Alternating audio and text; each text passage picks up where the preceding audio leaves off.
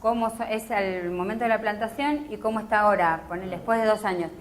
Y el cambio se ve, o como dice Alberto, muchas veces tenés que esperar con algunas especies más tiempo, pero normalmente con las especies que tienen un porte intermedio, ya el cliente va viendo si tiene un buen mantenimiento, si tiene un buen riego, una buena poda, los vas viendo.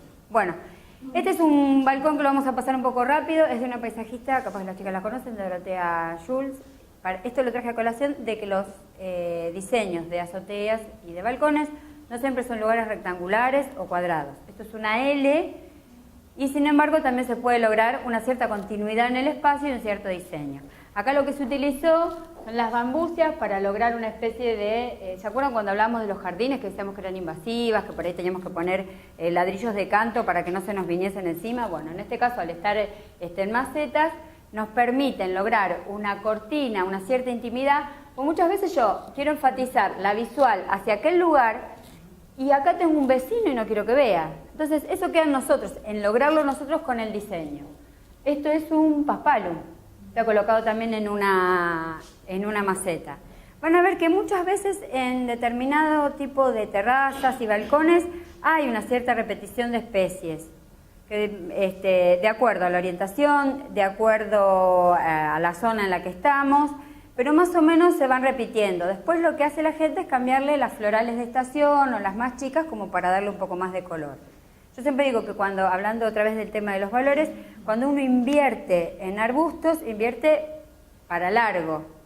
Si vos comprás un carro entero de florales, los pones, queda precioso, te sacaste la foto, pero terminó la temporada y todo eso es a reponer. Bueno, ahí está la misma continuidad del mismo balcón.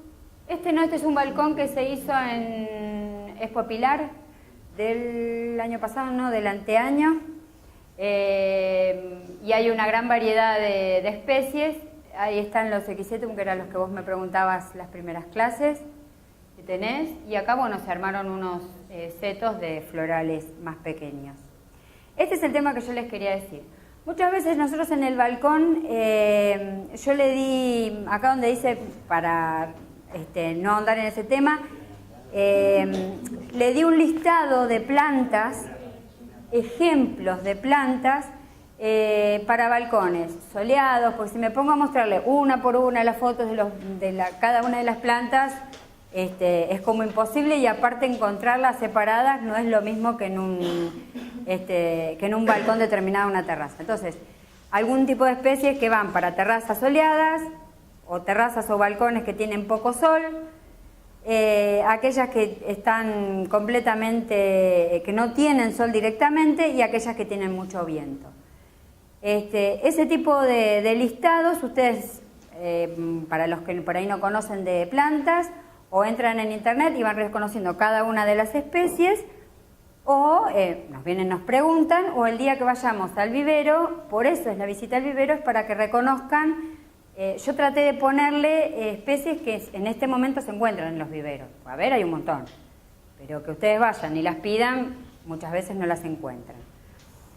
A lo que yo me quería referir acá, y es por el tema de que, así después ya entramos en el otro tema, es el tema de que a veces hay ciertos trucos que tenemos, sobre todo en los balcones cuando son muy estrechos o cuando son grandes y queremos dar diferentes sensaciones. Una y primordial es la continuidad que tenemos que lograr entre el interior y el exterior del balcón o de la terraza.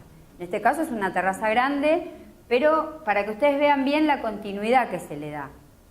Otro punto a tener en cuenta, yo se lo marqué acá, en un balcón angosto, este no es el caso, pero sería interesante, en un balcón que es angosto, y si ustedes se ponen a pensar en la planta del balcón, si yo coloco un grupo de un arbusto y algún tipo de arbustos más chicos en diagonal a la ventana, yo lo que hago es aumentar visualmente el tamaño que tiene ese balcón. Si yo salgo del balcón y me encuentro con la maceta, yo lo que estoy haciendo es acortándolo. Yo lo que tengo que crear es una línea diagonal hacia ese grupo de macetas. Entonces, cuando yo salgo, esa línea diagonal es más larga y visualmente me va a dar la sensación de que mi balcón se agranda. Eso es un truco y es bastante utilizado, sobre todo cuando son balcones angostos. En este caso, Ahora les iba a mostrar. ¿Ven cómo está armado allá que el rincón? Acá no se utilizó para agrandar porque es un lugar grande, pero lo traje como ejemplo. Colocaron un formio en la punta, 2 plantas más chicas y uno abajo que muchas veces puede ser de florales de estación o algún otro tipo de plantas que le gusta. Hay gente que también suele tener en un balcón angostito así, hasta algunas aromáticas, algún tipo de planta que le gusta. Entonces yo lo que creo con eso es una visual que lo que me va a hacer es me va a agrandar las dimensiones de mi balcón. Una cosa a tener en cuenta, y sobre todo los que somos arquitectos sabemos, el peso que tienen las macetas más la tierra. La maceta dice, qué linda la maceta. Pero después le ponemos la tierra y saben cuando se dan cuenta, cuando ven la señora que baldear o quiere barrer y hay que correr esa maceta es pesada. Bueno, como es pesada para correrla, es pesada para el balcón.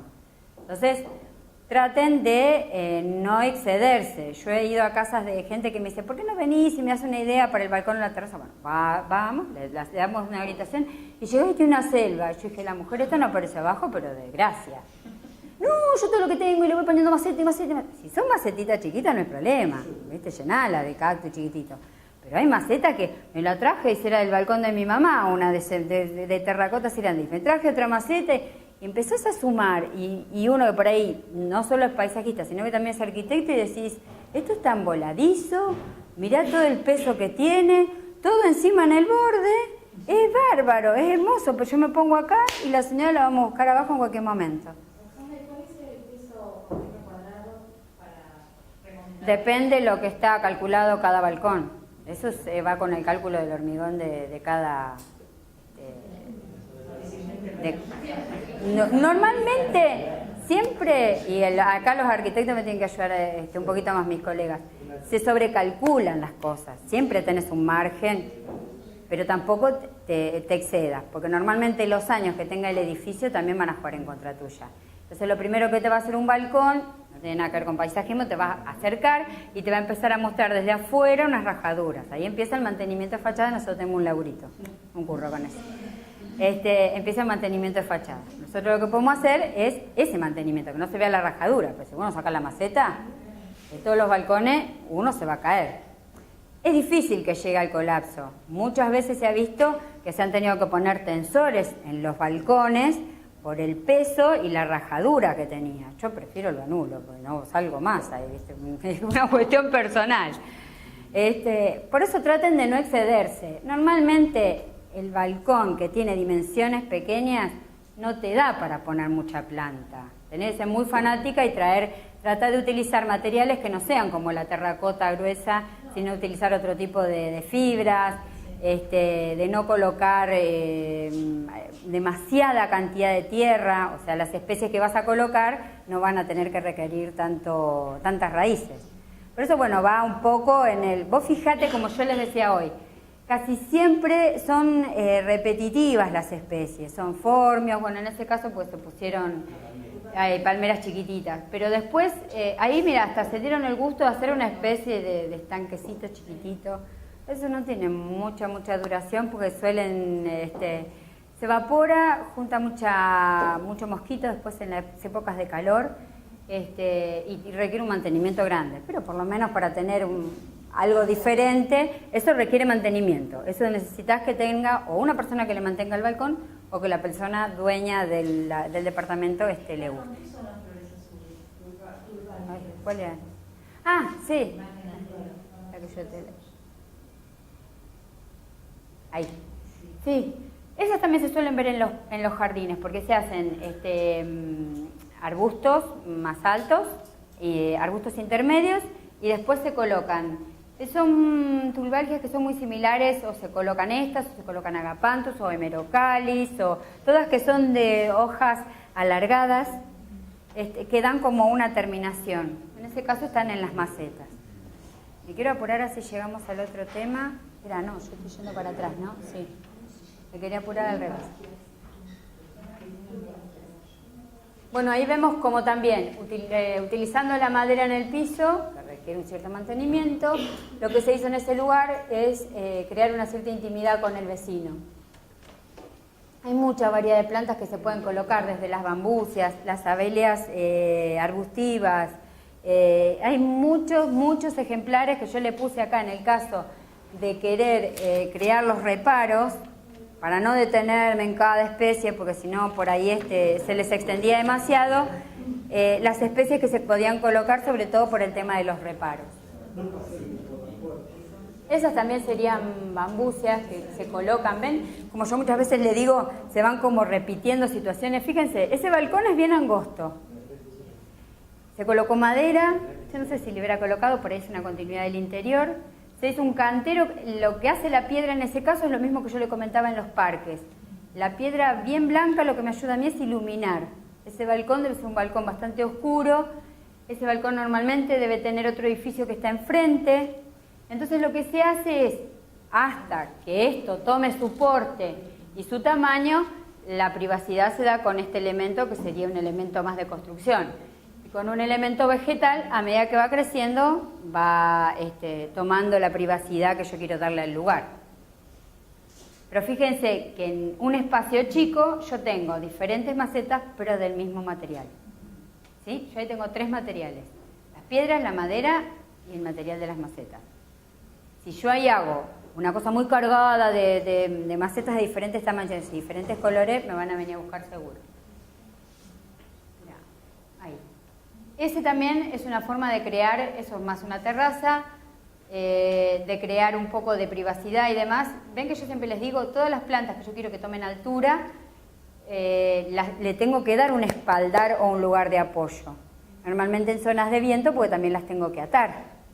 Este tipo de, como si fuesen celosías de madera, también se utilizan para los cerramientos de los, en vez de poner rejas, los retiros de frente se colocan. Son muy utilizados, pero piensen mucho en el mantenimiento que tiene esto. En el mantenimiento. Esto está a altura, viento, y no le digo nada si lo ponemos cerca del mar. Así que por lo menos 1 o 2 veces por año, una pintadita va a haber que darle. Ese es el tema de los materiales. Ese es el formio que yo le decía. Ahora son varias imágenes que se utilizan porque lo que normalmente preguntan es cómo puedo hacer sin cerrar con un elemento que sea madera o sea hierro, cómo puedo hacer para crear una cierta privacidad. El formio también es otra planta utilizada, que ya la venimos viendo de otros balcones. Este sería el caso del rubra, que es la misma planta anterior, pero de un color rojizo, amarronado. ¿Qué hizo acá? Tapó el aire y luz y los aire acondicionados. ¿Sí? Por eso mismo, acuérdense de respetar. Cada vez que vamos a diseñar, primero completar esos puntos. Pues yo pongo por poner, después es como que no puedo volver a sacar y rehacer. Uno de los puntos a tener en cuenta ahí, seguro que era tapar los aire acondicionados. Entonces lo primero que hizo es hacer una uniformidad de macetas y colocar formios rubra. En este caso hizo algo muy similar, pero con Penicetum, Equisetum. Son tantas las palabras, viste que a veces querés decir una palabra y te sale la otra. Sí, el Equisetum lo que tiene es el problema de la altura. Cuando logra demasiada altura se empieza a quebrar en las puntas y como que se seca, entonces lo tenés que volver a podar para que vuelva a salir otra vez del mismo lugar. Claro. Pero bueno, es moderno y para determinados ambientes lo piden. Ahí nuevamente tendríamos el tema del formio. Fíjense, este es un balcón bien angosto. ¿Qué hicieron? Eligieron a macetas angostas, pero altas para que me permitan el desarrollo de la planta, y no una gran cantidad de macetas, sino lo que hago es achicarlo. Pero es un balcón bastante angosto. Bueno, es el extremo. Lo traje por esa situación. Muchas veces hay gente que llama y dice, quiero hacerle un diseño a mi balcón, pero no, ni véngase, porque es angostito así, si tengo el vecino acá al lado, no se puede hacer nada. Todos los balcones, todas las terrazas y todos los espacios que se puede hacer arquitectura paisajística, todos tienen una solución. Algunos podemos darle más uso que otros. Pero ustedes fíjense, como en este lugar, de donde yo salgo de los dormitorios y tengo el vecino al lado, creo una privacidad con la parte del cerco de madera hacia el lateral, o sea, con el balcón del de al lado. Hacia el exterior puse unas bambucias, se colocaron unas bambucias con macetas.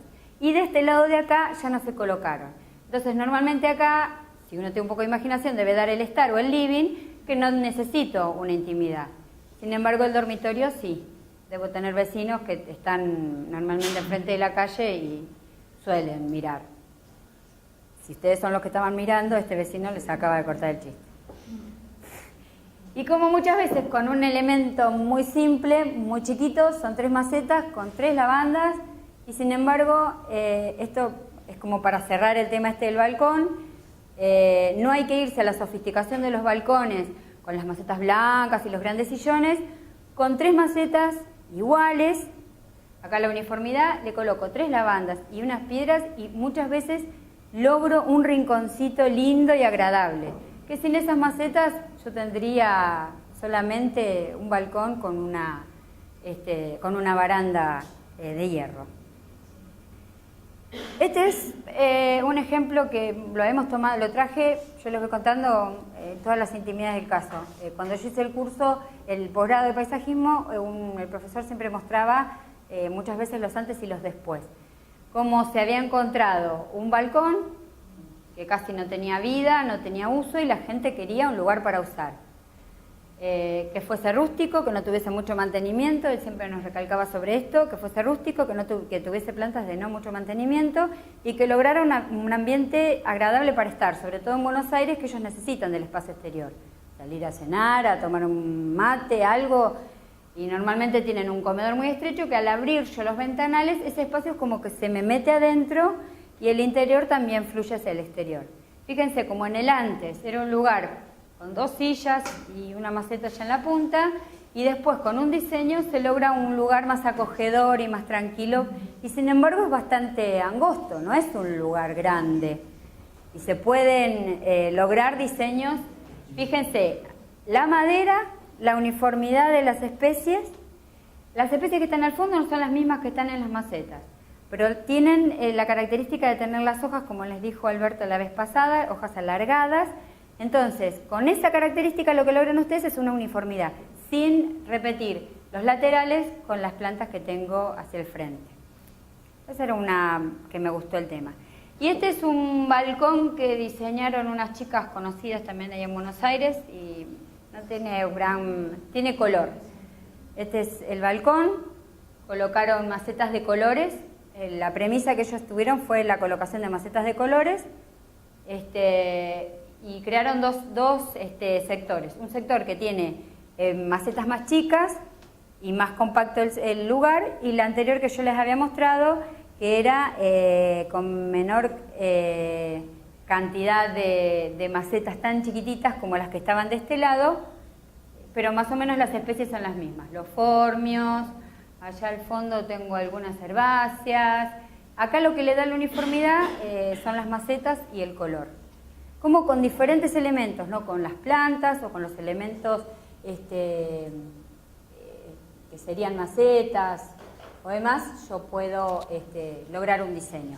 En cuanto a lo que es las plantas y los tipos de plantas, traté de no detenerme en eso para poder seguir con el resto. Pero fíjense, cualquier duda que tengan, yo, en el caso de ustedes tener que hacer algún diseño, tienen la solución para cada uno de los lugares en el que van a colocar las plantas. Bueno, y ahora viene el tema, el tema de los techos verdes, green roof, azoteas ecológicas. ¿Qué más se puede llegar a encontrar? El tema de la arquitectura sustentable también trabaja mucho y le llaman azoteas verdes, no techos verdes. Tiene un montón de nombres, es lo mismo. Es el mismo concepto. El tema de los techos verdes. En este ratito que tenemos, en esta horita que tenemos, vamos a tratar de darles una especie de un compacto, un resumen, para que ustedes más o menos se den una idea qué es un techo verde, cómo funciona, cuáles son las características. Quizás para ahondar más en el tema tendríamos que hacer más adelante o a futuro, eso fue lo que se planteó cuando se dio el curso, se va a tocar el tema, se puede hacer un taller de techos verdes y se puede trabajar, como decíamos hoy, estábamos charlando con Alberto, se puede trabajar sobre maquetas y se pueden lograr ejemplos de techos verdes, pero a una escala mucho más chica. No se fueron las maquetas de la escuela, pero de la facultad, pero con los techos verdes. Las azoteas verdes o las terrazas ecológicas, lo que son básicamente, según cualquier definición, es una sumatoria de capas que lo que nos van a dar a nosotros es una serie de beneficios para el edificio, para las personas y para la ecología en general. Los techos verdes, si nos remontamos, desde que están los vikingos y demás, ya existían, no con la tecnología nuestra. Pero lo usaban exactamente para lo mismo. Quizás no pensaban tanto en la polución y demás, pero sí pensaban en la regulación de la temperatura. Ellos regulaban la temperatura, mantenían la temperatura interior y en verano tenían ambientes frescos y en invierno podían tener menos gasto de calefacción, o sea, menos leña y demás, porque tenían ambientes más calentitos. Con el transcurso del tiempo esto fue evolucionando y hace más o menos unos 10, 15 años en el mundo se empezó a trabajar con el tema de la ecología, de los materiales ecológicos, del medio ambiente, de la arquitectura sustentable y demás, y se empezó a buscar diferentes tecnologías. Los techos verdes o terrazas verdes no tienen como de un techo verde que recién veíamos que era una casita, una cabaña, saltamos a estos diseños de techos verdes. Estos acá en la Argentina todavía no hay, ya se les voy aclarando. Es como todo, como la arquitectura de primero viene allá los grandes edificios y las grandes torres y acá nosotros la adoptamos en una escala más chica. Después de a poco se va a ir evolucionando.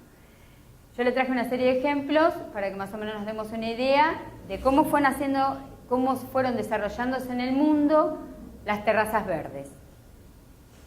De diferentes formas, escalonadas, para hacer dibujos, para hacer obras de arte o solamente como utilización de un color diferente. Si ustedes, por ejemplo, ponen, que parece un ejemplo tonto, ¿no? Pero en la computadora, el Google Earth, normalmente uno mira una ciudad determinada, una urbe determinada, y ve lo que nosotros llamamos espacios verdes.